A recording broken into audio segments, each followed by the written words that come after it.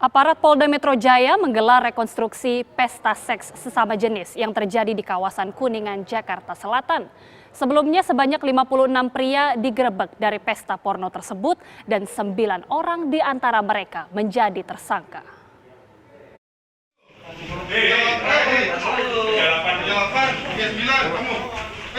Satu-satu. Senggol, yang senggol bangun. 39, 40, 41. Yang senggol bangun. 42. 43. Yang senggol bangun.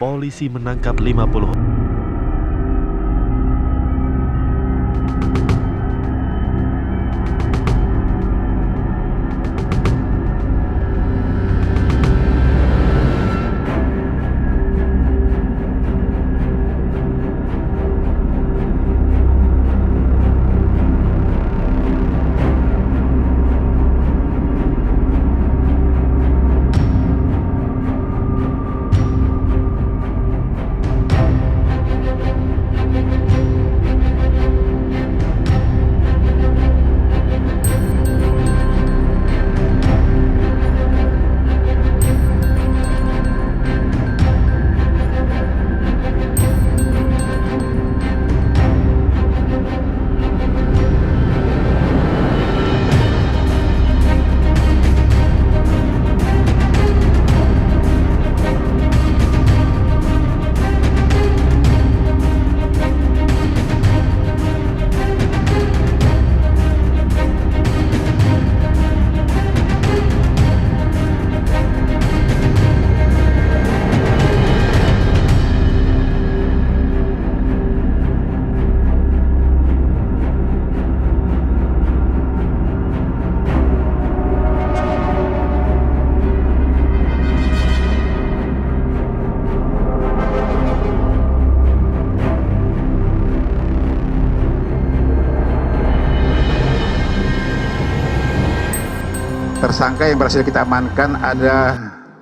9 sekarang yang kita tetapkan sebagai tersangka. Ya. Ke-9 ini adalah penyelenggaranya langsung. Kemudian ada 47.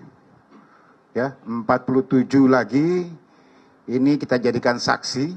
Ya, masih kita dalami terus karena kita tidak lakukan penahanan terhadap ke-47 orang ini.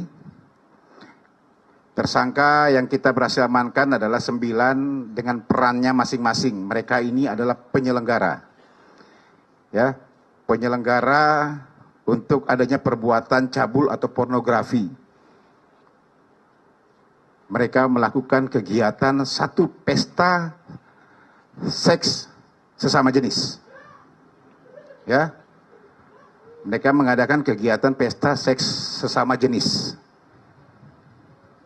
di salah satu tempat.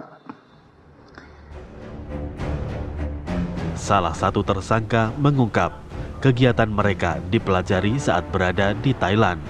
Mereka pun mendirikan komunitas eksklusif pencinta sesama jenis pada tahun 2018. Anggota direkrut melalui berbagai media sosial. Mereka kemudian membuat beberapa kali pesta seks. Setiap peserta wajib membayar meskipun motifnya untuk kesenangan.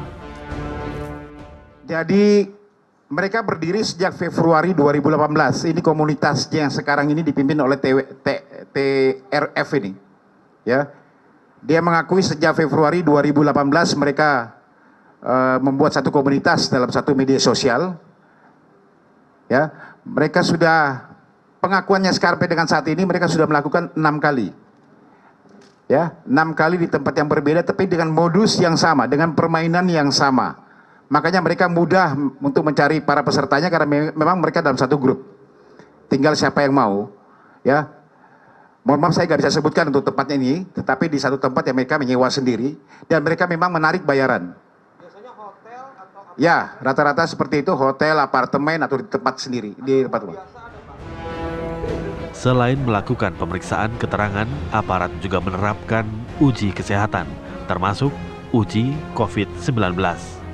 Namun yang mengagetkan, 1 orang di antara tersangka mengidap HIV positif. Aparat menggelar rekonstruksi pesta cabul sesama jenis hari ini di Gedung Direktorat Reskrimum Polda Metro Jaya.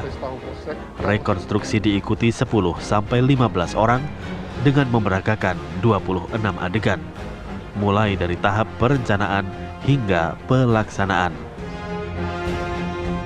26 adegan ini tadi sudah disampaikan seperti Pak Kabid Humas akan dibagi dengan 3 tahapan yang ada. Tahapan pertama adalah tahapan perencanaan.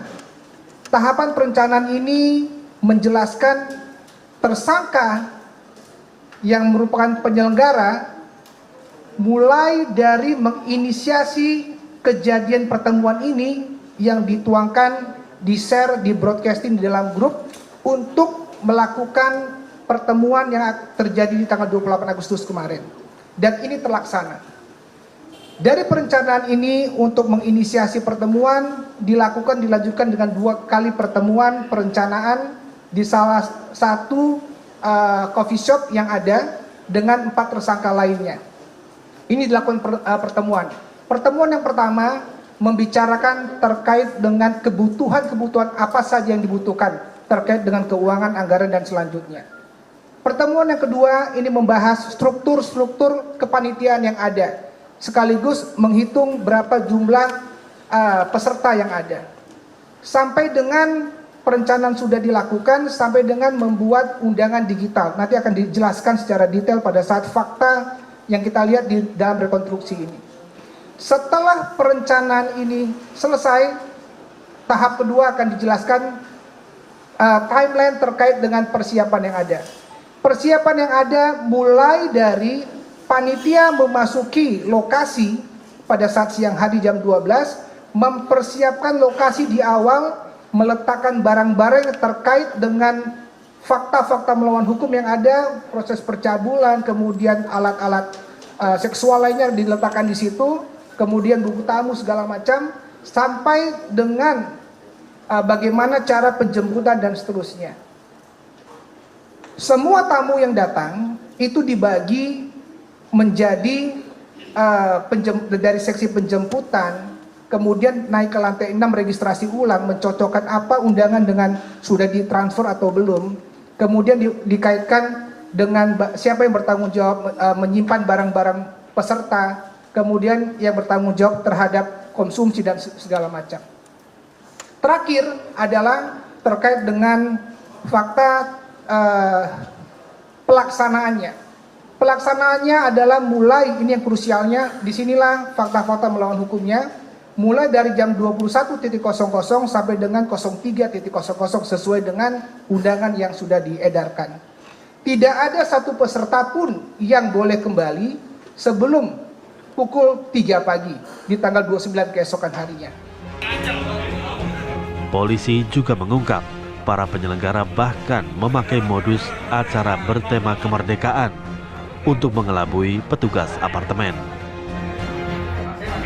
Atas perbuatan mereka, para tersangka terancam hukuman 10 tahun penjara karena pelanggaran Undang-Undang Nomor 44 Tahun 2008 tentang pornografi. Dari Jakarta, tim TV One mengabarkan.